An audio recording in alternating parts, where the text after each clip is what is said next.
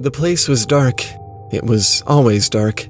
The single window of Rin's apartment was built facing the wrong direction, away from the sun. The only natural light that ever came through was the orange, tiresome glow of evening, and then the sun would dip down past the horizon, and the neon lights would buzz to life. A sea of ads and place names blurred together against the backdrop of a black city. It somehow made the dark inside the apartment feel even darker, like the glass was a television screen and the city was just an image that Rin was watching from the other side. She left her shoes by the door and crossed the room to draw the blinds. The light from the izakaya across the street crept in around the edges, outlining everything in its dim blue. She sighed, collapsed onto her futon without changing out of her uniform. For now, she just wanted not to care. Not about etiquette, not about structure, not about the nagging loneliness in her stomach, and not about how much worse the city lights made it. Her eyes closed on their own, while the rest of her body focused on banishing the tension that had coiled up inside over the course of her shift.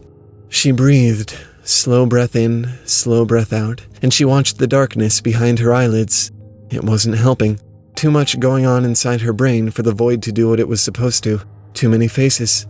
Little Kishiru, grinning at her with his thick baby gums, fists full of wrapping paper.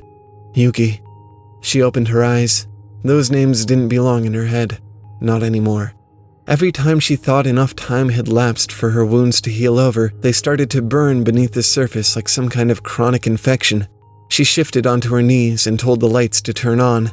They flickered, then obeyed, chasing away the blue-tinged dark with their brilliant fluorescence. This wasn't going to be a good night for sleeping. She knew it already. It would be one of those nights she spent curled on her side, gripping her pillow, feeling the hurt of things long gone. So she decided not to try, and instead crawled across the floor to the bookcase, where she rolled onto the cool laminate and plucked a book off the center shelf without looking. She held the paperback in her hands. Sleepless, said the cover in twisting brass-colored English. Volume 40, The Dark Continent. Her lips curled into a wry smile at how appropriate that seemed. Sleepless. She cracked it open for the first time since it had arrived in the mail more than a week ago. She'd been so excited. Her friends had been so excited. But then there had been work, and the million tiny interruptions of daily life, and more than anything, the oppressiveness of her dark apartment waiting to swallow her up at the end of each day. All she wanted was to be somewhere else, be someone else. She often thought of the spacious apartment she'd once shared with Yuki and their boy, and she often tried to drown the thought in Sleepless. The game, the books, whatever. It was the only help she could muster. The paper felt good between her fingers. There was still the knot in her stomach and the memories in her head. But now, at least, there was another story to focus on. She thumbed through to the first chapter. It was called They Spoke of a Derelict. God damn. How does something so small hit so hard? Barely holding on here. Thing must be RNGesus. Doger flagged himself, holding up one of his thick arms. A faint red outline blinked into existence around him, followed by a tiny icon on the bottom left of Galvin's vision, pointing in Doger's direction. I heard you. Save the flags for fights and things when there's a lot going on. Galvin dismissed the flag and hopped down from the rocky outcropping where he'd been camping. Pinned beneath one of Doger's boots was the broken frame of a small, many-armed creature drenched in black fluid. Not the most terrifying nightmare he'd ever seen, but more than they'd been prepared for. Doger's health was only a sliver now. He was bleeding out.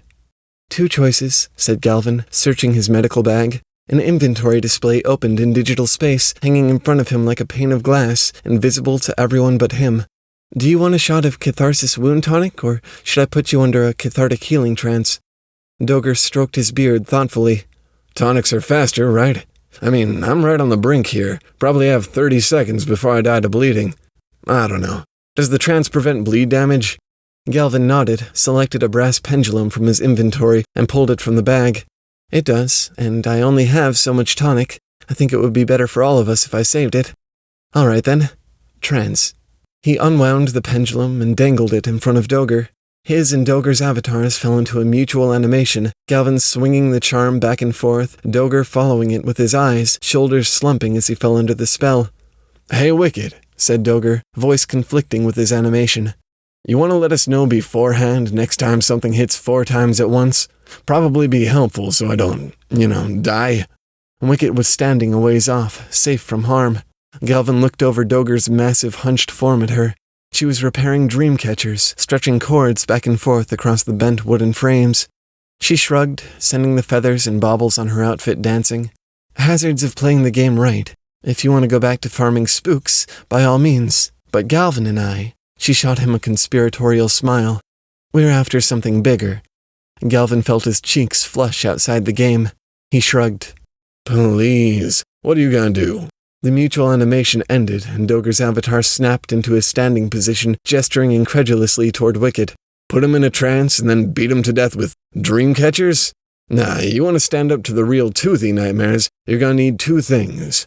One, real big fucking waker, he said, jabbing a thumb at his own chest. And two, to keep him alive long enough that he can do his thing. You've been playing long enough to know that. Wicket drew herself up to her full height. She was still a small, slender thing, but to Galvin she always seemed to tower over both of them. And we've been playing together long enough that you should know by now how helpless you are without a good seer. There was a brief moment of tension between them as Doger seemed to mull this over. He chuckled. Yeah, fair. You're pretty good at all that. Most can't be bothered with all the reading and research and watching the show and... And you know, he slipped a finger beneath the elastic of Galvin's goggles and let it snap against the side of his head. It is good to have a halfway decent hypnotist on board for once. Give me another, 5 minutes under this trance, and I'll be good as new. Glad I can be useful. Galvin felt the heat rising into his face. He hated the contrast between how wise and weathered his avatar looked and how young his voice sounded. The others were probably a good decade or two older than he was, and certainly more experienced. He grimaced and bent down to investigate the creature's corpse. Another digital display opened, this time a selection of items to loot from the fallen nightmare. Mostly essence, insecurity, dread, disgust, which he began to decant into vials. All right, well, that's done, Doger said, turning back to Wicket. Where are we going next? 2 more on the bounty, actually. And then, a grin crept across her petite face. If you're both up for a challenge, I think I've found something interesting. The break room wasn't a place for conversation. Instead of talking to each other, Rin's coworkers communicated through sideways glances and the scraping of chopsticks against bowls. It was sacred, almost, and every day Rin committed blasphemy by staring down at her tablet while she picked at the dull cafeteria soba. It made no difference to her. Work would be work, with or without the disapproving glares. This was her way of punctuating the endless tedium. She dragged a finger across the tablet's surface, guiding her opalescent dream falcon through the pollution-scarred skies of West Maclau, the largest province in all of Sleepless. The familiar climbed and dove, weaving in and out of the gray cloud shelf to avoid the reaching tendrils of the nightmares all around. They were like sea creatures, amorphous and vast, writhing through the air as if gravity didn't exist. She loved it all.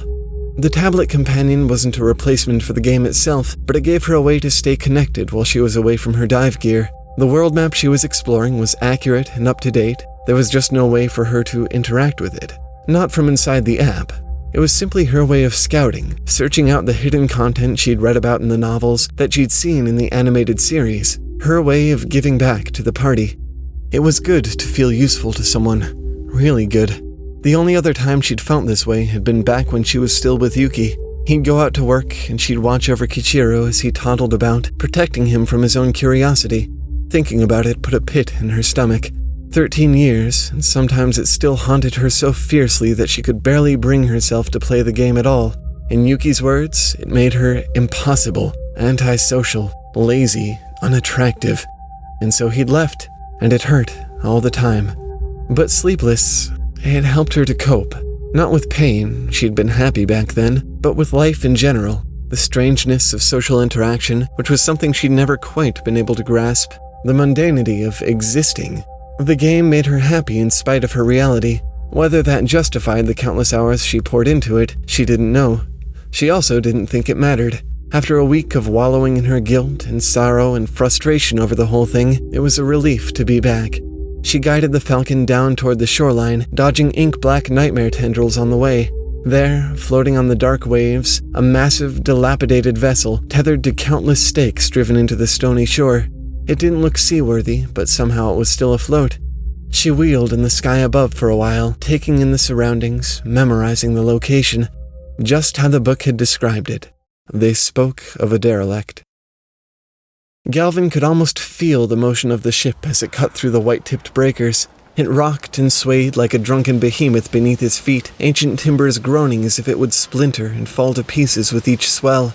It was one of those rare sequences that he had to remind himself was only part of the game. His heart was pounding in his chest. He could feel his eyes darting around beneath his eyelids as he took it all in. Over the roar of the sea, he could just hear Dogger's voice. "Ha! It's wild out here, Wicket!" He was kneeling over one of the dozen black nightmare tendrils that had crept onto the deck, pinning it in place. "You sure this is any better than trying the tongue?" Wicket said nothing. She simply nodded, eyes closed, hair, feathers, beads all whipping around her face with the fury of the wind. She was focusing on something, perhaps peering into the hearts of the gigantic nightmares swimming below, trying to determine how best to deal with them. Seer stuff. It was all beyond Galvin. He tried to read up on the class, but all he ever found were tips on how to conduct research and theories about the game's lore. Wakers and hypnotists were simple. Warriors and clerics, reskinned to fit the world of Sleepless. Seers were something else. Watching Wicket play was like watching an engineer take something apart, spreading out and organizing all the pieces with meticulous care. She was dismantling the game in her head and sharing her finds with Galvin and Dogger. Even now, he doubted anyone else on the server knew this ship existed. They'd all go on killing themselves, trying to fight their way through the hordes of nightmares on the Tongue, that land bridge leading to the Dark Continent. The boats they tried to take would be churned up into flotsam, airships shredded by the nightmares in the sky. The whole thing was still surreal to him. To be among the first players to explore this area that had existed since the game was in beta? He was lucky Wicket and Dogger had accepted him into their party. By the time the ship finally made shore, Galvin was out of healing tonics, and Dogger's captive bolt pistol was all but destroyed. No one made any move to disembark. Not yet. They just sat together on the deck, casting wary smiles at one another and trying to sort their ravaged inventories. The single mysterious shipmate drifted about the deck, putting things back in order. He shone with the ethereal incandescence of a dream creature, but as far as Galvin could tell, had no dialogue. Maybe he'd ask Wicket about all this later, after they'd had some time to regroup. "So," Dogger said, reclining onto his outstretched arms, "we're kinda beat to shit. Not an easy trip, that." Wicket smiled at him, dimples pricking at her cheeks. It was a strange expression to see on her face. "No, but look where we are." She gestured toward the shore, shimmering with an indistinct black film, the ash-colored sky streaked with a darkness that was either storm clouds or something worse. Dogger snorted. "Looks like hell, Wick." "And we're the only ones in the entire game who know it. I'd say that's more than worth the trip." She turned to Galvin. "What do you think?" He sat with his mouth open for a moment, not saying anything. He'd been thinking about Wicket, but he wasn't prepared for her to notice him. He dropped his gaze down onto the deck and shrugged. "It has been interesting. I'm glad I came with." Her smile seemed to widen, touching the corners of her eyes. She nodded at him, and he looked away again. "Well, I'm glad I came too. I'm just saying, if the trip did this to us, imagine what it's going to be like when we actually go out there. They say it's just..." Dogger shook his head, probably searching for the right word. "Just a forest of nightmares out there." His avatar fell into the standard repair animation as he set to work on his bolt pistol, restoring it to something that resembled a weapon. Galvin took it as a cue and started preparing the vials of essence in his inventory to make new tonics. Wicket did nothing. "Know what I think?" Dogger said. It wasn't actually a question. "I think we ought to have a dive party." Galvin felt his eyebrows go up. He tried to hide the wave of excitement the idea sent through him, but found it difficult. He'd been waiting for one of the two to suggest it since he'd first joined them. He'd almost given up and asked Wicket if they could meet in person himself multiple times. Hard not to let the enthusiasm get the best of him. He looked from Dogger to Wicket. Her smile was gone. She paused, lips pressed together in thought. A range of emotions played out across her normally stoic features until, finally, she released a long breath and let her shoulders fall. We could do that. Sure." "Yeah, good. We'll do, well, not my place, but I know someone with a good setup. I'll get the address and all that to you as soon as I can. Shoot for the weekend? Tomorrow?" Galvin stifled a grin. With the appropriate nonchalance, he told them that he could probably make time for it. Shin Maizama was bigger than Rin remembered. In her head, the city was a claustrophobic labyrinth with buildings for walls and a ceiling made of glaring neon lights. Perhaps it still was. Perhaps this was only an illusion brought on by all the hours she'd spent sequestered in her apartment or toiling in the factory's choked bowels. It could be that any space larger than a few footsteps across felt like an endless expanse to her now. She pulled the drawstrings of her hood, narrowing the opening around her face. The place wasn't far from where she lived, a 20-minute walk on foot at most. Some part of her wondered whether it was telling that, despite the short distance, the last time she'd visited was more than a year ago. She didn't feel guilty about it, she just wondered sometimes. Being outside had this effect on her, displaced her, made her feel lost in the neon television world she closed her blinds on every night. As she approached her destination, her thoughts shifted to something she hadn't worried about for a long, long time. What did she look like? She saw herself in the mirror every day, but never paid much attention. She never felt there was much worth paying attention to, not since Yuki. She shook her head, tried to lose the thought. She'd written the address in ink on the side of her hand. She looked at it and tried to pick out which of the buildings she was meant to be visiting. Before she could find it, a figure started toward her from the doorway of an apartment tucked between two larger establishments. Chris. He waved at her. One of her hands found its way beneath her hood and brushed a stray lock of hair behind her ear. Hey, look who it is. Long time no see. I mean, unless you count running all over Sleepless, which, he shrugged. I guess you probably should. She forced a smile. It was always strange to see Chris in person. His voice belonged to giant, muscle-bound, red-bearded Dogger, not this pasty little creature. Real life felt more imaginary to her than the game. Come on inside. A lot of people here, actually, but they're all doing their own stuff. I was getting pretty lonely. I mean, Galvin's been around for the last hour or so, and don't get me wrong, he's a nice kid, but he's about as engaging conversation-wise as a brick, you know? It'll be good to have, He frowned, then broke into a guilty smile. Well, company? Yeah, you get me. Come on. For such an unassuming building, the apartments inside the complex were surprisingly spacious. Chris guided her through a top-floor suite 8 times the size of the broom closet she lived in, weaving through the clusters of people hooked up to dive gear and staring with glazed eyes at computer screens. Almost an old-fashioned LAN party, the kind she'd had back when she was a child, when dive gear was VR gear and adaptive neural coupling didn't exist. She felt the corner of her mouth quirk up at the thought and brushed her fingertips across the cold lip of the ANC port at the back of her neck.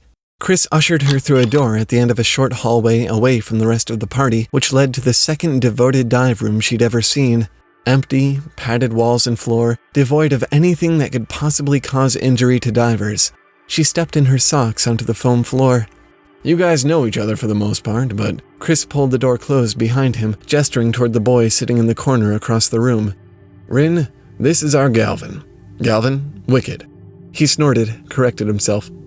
Rin, I mean. Sorry, been a while. The boy made a face that might have been an attempt at a smile and raised one of his trembling hands. Rin returned the gesture, assuming it was meant to be a wave.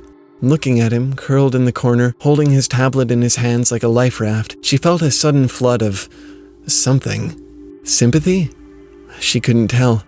As they prepared the wall-mounted dive gear and discussed their strategies for the night, Rin found herself glancing at Galvin over and over. Now and again she'd catch him watching her, and he'd flick his eyes in some arbitrary direction to evade her gaze. He looked like a scolded puppy. Some part of her wanted to hold him in her arms and stroke his hair and coo quiet, reassuring nothings into his ear.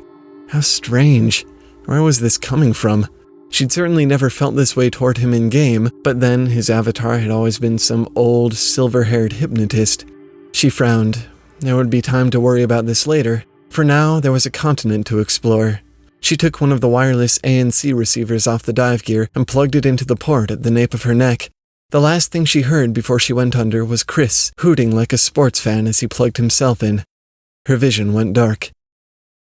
Galvin watched the ship disappear into the turmoil of the sea. He tried to focus on the strategy he'd devised with Dogger and Wicked, but his face was burning and his mind was intoxicated with Rin's presence. All he could think about was how close she was, standing in the padded dive room, moving with Wicked in real time. The anticipation inside him had collapsed into a sort of nervous dread. He thought he was ready to meet her. He'd been so sure of it. Dogger slapped him on the back. Both he and his avatar jerked forward with the motion. He felt it outside the game, and when Chris spoke, he heard it outside the game. He was surprised by how real it made the game feel. Get those tonics ready, bud. Don't know what kind of nightmares are up ahead, but I bet you they ain't gonna be wet dreams. Dogger winked at him. His mouth felt dry. He took a long breath, tried to regain his composure, and opened his inventory. 11 shots of Euphoria Rest Tonic, his own concoction, strong enough to snuff out the fieriest temper. No guarantee it would work on the nightmares here, but Wicket seemed to think it was a good idea. Worth a shot. All he needed now was to get close enough to one of the creatures. If he did that, he could pacify it. If he could pacify it, Wicket could possess it. If Wicket could possess it, Dogger could push his captive bolt pistol into its temple and end it. Slow, risky, terribly inefficient, but better than going in blind and getting mauled by a horde of hungry nightmares. Wicket looked over her shoulder at the other two. She raised a finger to her lips and motioned for them to come near. Galvin followed Dogger up the steady incline toward the ridge she'd climbed atop, boots sinking into the membrane of black film that covered the ground. Beyond the ridge, the landscape gave way to an incredible crater, an oozing bowl that stretched off almost to the horizon. And there, at the crater's center, a tower lancing up toward the sky, larger than anything else Galvin had seen in game. With the slow inevitability of a rolling storm front, the tower began to stretch toward the clouds, bifurcating at the tip, then peeling down the center to spew out a mass of tendrils like a mouth with too many tongues. They lashed at the sky, pulling in the amoeboid nightmares squirming through the air above. It swallowed up dozens of them at a time. Then, with the same gargantuan lethargy, it retracted its tongues and closed up once more into a single black spire. There was a long moment of silence on the ridge. "Oh shit," Dogger said after a while. This was the first time Galvin had heard anything that resembled apprehension in his voice. It was disturbing. What are we looking at here, Wick?"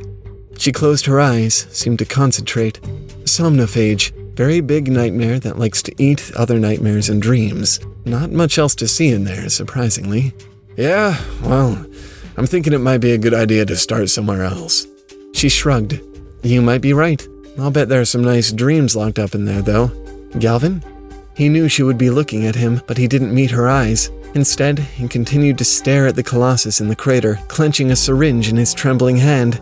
He couldn't catch his breath. He couldn't think. His mind was awash of doubt and stifled anticipation, and he didn't understand why. For no real reason, every muscle in his body wanted to carry him out of the padded room and into the safety of the party outside. Before he could stop himself, he was dropping from the ridge into the crater. He was surprised by the impulse at first, but sliding down the slick inside surface of the bowl toward the trunk of the nightmare, he felt a strange sense of relief. Easier to confront the giant than to stay there on the ridge with Wicket, with Rin. As the distance closed between him and the creature, he pulled a second syringe from his inventory. He twisted them both in his fingers, placed his thumbs on the plungers, and found a patch of smooth hide on the creature's vast, rippling surface. The adrenaline was beginning to course through him, filling his head with its dizzying energy. If he could do this, maybe he'd stop being a 14-year-old inside an avatar and be useful, interesting, closer by the smallest measure to how he thought of Wicket. He hit the flat floor of the crater and started in toward the center. Like the side of a mountain, the nightmare eclipsed his entire field of view. He was close enough now that he could see the way that the dim light glanced off the undulations of its gelatinous flesh, the outlines of 1,000 smaller nightmares wriggling inside its translucent body, coalescing into a single inky mass that sloped into the black membrane of the earth. He drew back the syringes, preparing to drive them into the thing. But as he neared it, he heard the others, quieted by the dive gear in person and from a distance in the game. They were shouting at him, telling him to come back, to look up, to hide, a litany of frantic suggestions and pleas. He paused and glanced up at the thing, expecting to see it extending off into the sky, waiting for more prey. Instead, he found himself staring into its gaping maw, tendrils pouring out of the abyss toward him. Chris tore the receiver out of his neck and threw it at the wall. It bounced painlessly off the foam padding. "The fuck, Galvin? What'd you do that for? We were only there for like 10 minutes. Galvin didn't say anything. He just stood there, holding his receiver in both hands and staring at the floor. Chris ran a hand over his bald head, mouth drawn into a line. He let out a long breath through his nose. "Man, what a waste. Look, I'm gonna go out and find something to eat. You guys are welcome to come, but just give me a minute to cool off, all right? My God, was that frustrating to watch." He left and closed the door behind him, perhaps harder than necessary. Galvin flinched at the sound. In the low light of the dive room, surrounded by the black foam, he looked so much smaller than his avatar, so much more fragile. Rin watched him slide down the wall onto the floor. "Is everything okay?" That was a pretty strange thing to do. No response. She sat down beside him. "You don't seem okay." "Galvin?" "That's my screen name," he said without looking at her. He was focused on the receiver in his hands, turning it over idly, running his fingers over the prongs. "Is there something else I should be calling you?" He stayed quiet for a while, either lost in thought or ignoring the question. When he finally opened his mouth again, his voice was quivering. "Dad always talked about you like you're some deadbeat. Like... He struggled for a moment, eyebrows knit together in thought. "Like, he never kept me from talking to you or visiting you or anything, but I just never wanted to, because of the way he talked." Rin stared at him, head cocked to one side. "Dad? Talking about her?" She felt her throat starting to tighten, heart pounding in her chest. "And then I started playing Sleepless and, I don't know, finding you just seemed like something I should do. He always made such a big deal out of how addicted you are to the game and everything. I just wanted to see for myself." "Kishiro?" she croaked. He didn't seem to hear her. "And then you turn out to be this amazing, perfect person who knows how to do everything, and I just wanted to be worth your while after keeping away from you for so long." "Kishiro," she repeated, touching his shoulder with her fingertips. He turned to face her, eyes red and brimming over with tears. He wasn't the child she knew anymore. The fat had gone from his cheeks, and his hair was buzzed short, not at all the unkempt mess it had once been. But she knew the tears. They filled the schism of the empty years, all the nights spent alone in her hovel, the distance between her and the neon world beyond the window, the distance between the two of them. The years had changed the face, but she would always know those tears. Her hand reached out automatically to stroke his cheek, but she caught herself and pulled it away. "Why didn't you say anything before? I had no idea." He shrugged, rubbing at his eyes with the back of his wrist. "I wanted to see you, without Dad telling me what to think and, without you putting on an act for me. I just wanted to see you. And you're so, so much more than I was expecting." She smirked, tried to swallow back the dryness in her throat. "Well, you sure saw a lot of Wicket, but Kishiro, I'm not that. I'm probably a lot closer to what your father tells you." He frowned. "If you're not Wicket, who is?" She opened her mouth to explain it to him, but paused. "I can't do the things Wicket can do," she said after a moment of thought. "I'm not a seer. I'm just some woman who works on an assembly line and plays too much Sleepless." "Well, yeah," he said, smiling weakly, "but you're the one who found that ship and brought us to the Dark Continent, and it probably would have been pretty amazing if I didn't ruin our first visit. But that's just in the game. In real life, I'm just..." She gave him a half-hearted shrug. "Something else." "Well," he sniffed, caught her eyes with his. They were still wet. "Whoever I'm talking to, whoever Wicket is, I went all crazy and got Galvin killed just to sort of impress her. So that's something." She felt the prick of tears at the corners of her own eyes. For a moment, just for a moment, she felt comfortable in her own skin, like she didn't need to be Wicket to be worthwhile. "That is something," she said quietly. So that was an interesting combination of things that we didn't discuss this month. A little family bonding, a little virtual reality, a little slice of life. Of course, the glaring question is, where's the Pokemon in this?